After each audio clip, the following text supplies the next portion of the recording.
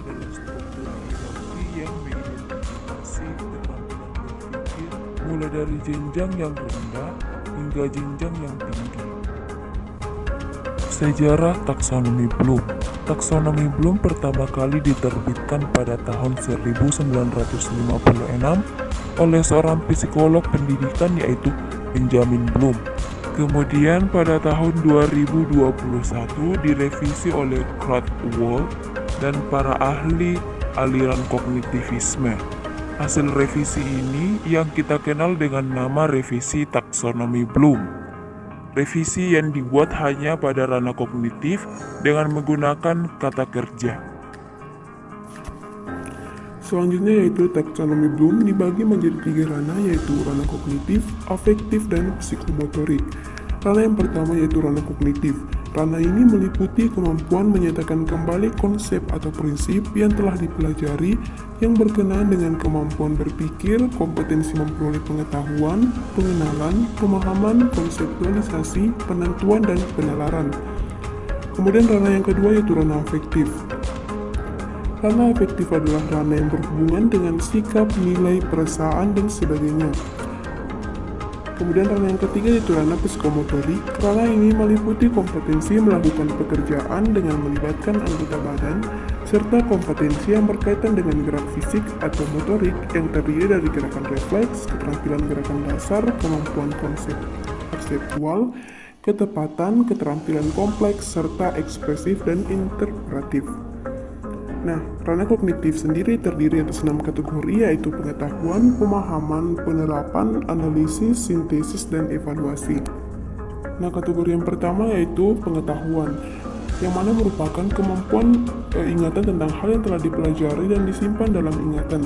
Hubungan antara fakta dan konsep mata pelajaran dideteksi melalui persaingan menjawab tes dalam aspek pemahaman. Pengetahuan itu berkenaan dengan fakta, peristiwa, pengertian, kaidah, teori, prinsip, atau metode. Yang kedua yaitu pemahaman, mencakup kemampuan menangkap arti dan makna tentang hal yang telah dipelajari. Yang ketiga yaitu penerapan, yang mana merupakan kemampuan menerapkan metode dan kaidah untuk menghadapi masalah yang nyata dan baru, misalnya menggunakan prinsip. Kemudian analisis mencakup kemampuan merinci suatu kesatuan ke dalam bagian-bagian sehingga keseluruhan struktur dapat dipahami dengan baik, misalnya mengurangi masalah menjadi bagian yang lebih kecil.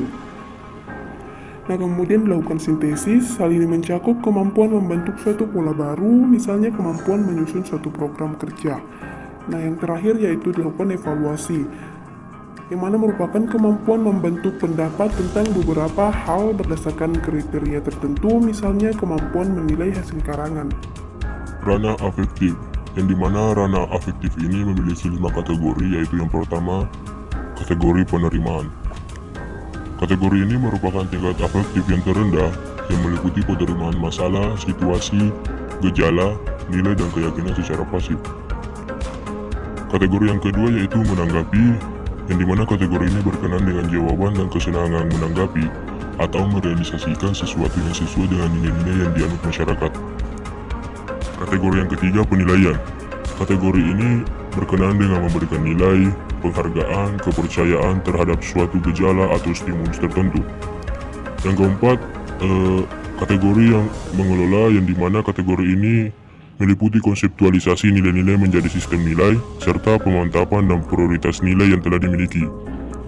Kategori yang terakhir yaitu kategori kelima, yang dimana kategori karakteristik berkenaan dengan keterpaduan semua sistem nilai yang telah dimiliki seseorang yang mempengaruhi pola kepribadian dan tingkah lakunya. Ranah psikomotorik.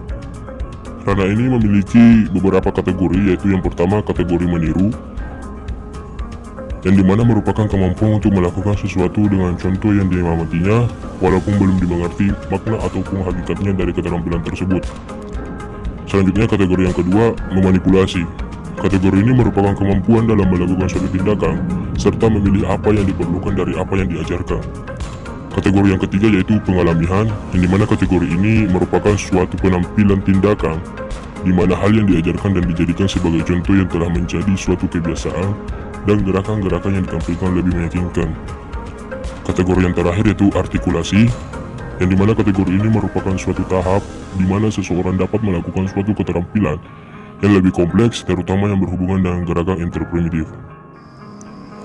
Revisi taksonomi Bloom. Revisi tersebut meliputi perubahan kata kunci jadi kata benda menjadi kata kerja untuk setiap level taksonomi. Yang kedua, perubahan hampir terjadi pada semua level hierarki. Namun, urutan level masih sama, yaitu urutan terendah hingga tertinggi. Perubahan mendasar terletak pada level 5 dan 6.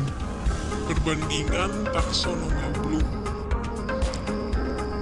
Pada taksonomi Bloom lama terdapat aspek pengetahuan, pemahaman, aplikasi, analisis, sintesis, dan evaluasi. Sedangkan pada taksonomi Bloom baru atau taksonomi Bloom revisi terdapat aspek mengingat, memahami, menerapkan, menganalisis, mengevaluasi, dan mencipta. Itulah tadi pemaparan dari kelompok kami. Kurang dan lebihnya mohon dimaafkan dan terima kasih.